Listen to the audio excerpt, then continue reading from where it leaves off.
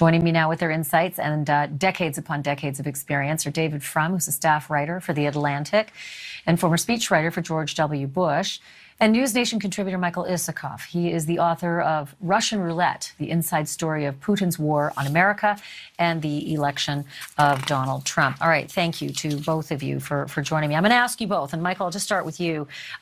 Your reaction to this sort of new and burgeoning issue with China and the meeting in Rome today to try to come to terms with what China is going to do publicly and privately about supporting Vladimir Putin. Look, it's pretty head-spinning. Until this crisis erupted, the thrust of foreign policy discussion in Washington is about how we needed a more muscular policy towards China. We need to challenge Chinese imperial aspirations. We need to stand up to them. And they were considered the worst abuser of human rights in the world due to the concentration camps of the Uyghurs that caused U.S.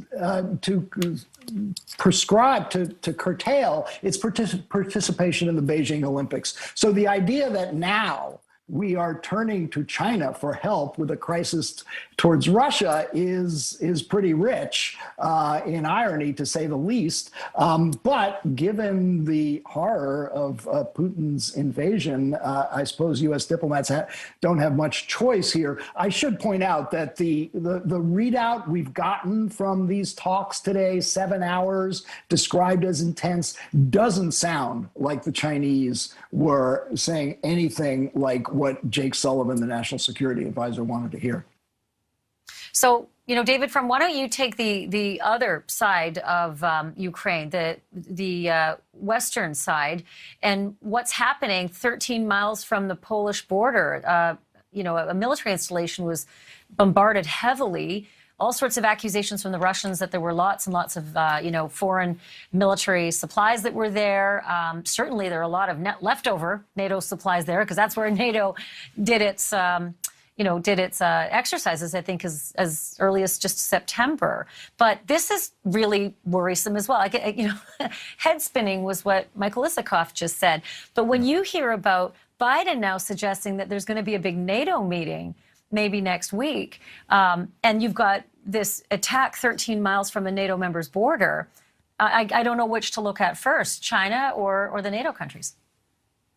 Well, the strike on the base near the Polish border was very much intended to send a message. This is the very base where just a couple of weeks ago, some 200 members of the Florida National Guard were training Ukrainian soldiers. So Putin was trying to send a message that, one, where Americans were is now fair game. It's also very close to the border crossing, so it's a message that refugee columns could be attacked directly, which is a terrible atrocity that the Russians committed with Syrian refugees in the Syrian war. They would directly attack columns of refugees as they moved. It's also attacking the roads over which NATO supplies move into Ukraine from Poland. So that's another message. But there's a limit here, and this conversation with China, it expresses that limit. Because one of the questions that the Chinese would be asking, I assume, is, okay, Russia, you want our help, you want our weapons, you want our food, you want our supplies. How do you propose to pay for this? Or are you asking for charity? Because China doesn't tend to do charity. So how do the Russians pay? The Russian gas pipeline system is all directed toward Europe. You can't just move gas anywhere. It has to move over a pipe. And they don't have much of a pipe infrastructure from Russia into China. Oil can move more easily, but how do you, again, that creates all kinds of problems. How do you put the oil on a boat? How do you move the boat? How do you do the insurance and the shipping? And by the way, there's lots of oil in the world. The Chinese don't need Russia's oil unless they get it at a big discount. Now, the Russians have put a lot of their savings into Chinese-denominated bonds. Maybe they hand those over. Maybe they put their gold reserve that's in Moscow right now on a train and send it across Siberia to deliver the gold to the Chinese. It weighs about 2,000 tons. But I take this talk between Russia and China not as a threat to the United States, but as an indication of just how desperate Russia is. It's fascinating. I also will take that oil and gas argument, and I'll up it with nuclear energy, because there's a lot of talk now of the seizure of Chernobyl and Zaporizhzhia as a cash cow for Russia. I think upwards of like $100 billion of contracts that are lost to Americans, et cetera. So, Michael Isikoff, is this something? We all wondered if it was the dirty bomb plan or if it was the false flag plan, and it still could be. But if it isn't more, this is an actual way to make a lot of money. Well, I don't think that was the motivation for Putin to launch this war. I think he obviously, had other aims, historical, cultural, political, geopolitical.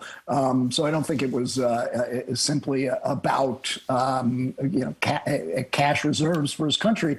But going to what is he seeking from China right now? Some reports are simply supplies. It's clear the Russian invasion has bogged down. That long convoy to Kiev we've been talking about for weeks now still is some miles away from the capital. They're having trouble circling the city, which was the goal, but they've been unable to do, in part because the Ukrainians have blown up the bridges over the Dnieper River, making it harder for the Russians to do that. So I think right now, I think David said it right. I mean, this is an act of desperation, in part by Putin, to turn to the Chinese for help. With his stalled invasion. But that said, there might be indeed dividends for the Chinese here in doing anything to poke NATO and the United States. And that may be how they get paid by this rather than cash reserves.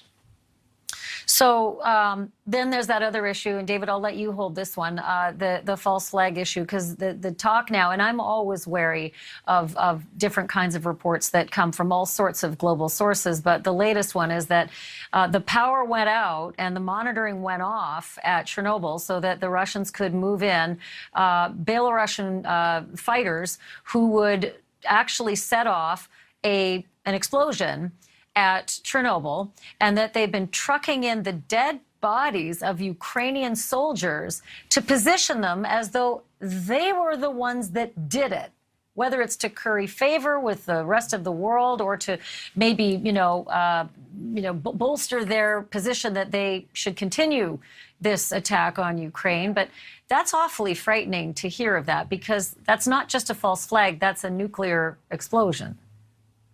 Look, here's just a rule of thumb, and as a way to sort through what is true and what is not. If it sounds complicated, and if it sounds smart, the Russians aren't doing it. These guys are morons. Their propaganda is for morons. The only people who repeat it are morons, and the only people who believe it are morons. Right now, there are some thousands of Russians, maybe as many as 6,000, trapped in Thailand because where their credit cards don't work, where they can't pay their hotel bills, where they have no way of getting home, because Putin didn't ask the question, how do we get our people home before we launch this aggressive war, including the thousands of Russian tourists all over the world, in Thailand and Egypt and other places. The Russian idea of a smart plan is to accuse the Ukrainians of plotting to send biobombs by carrier pigeon into Russia. So what you see everywhere is chaos, desperation, flunking through plan A, through plan B, through plan C. Now, that is not to deny the ability, just through sheer cruelty and brute explosive power, to do a lot of human harm.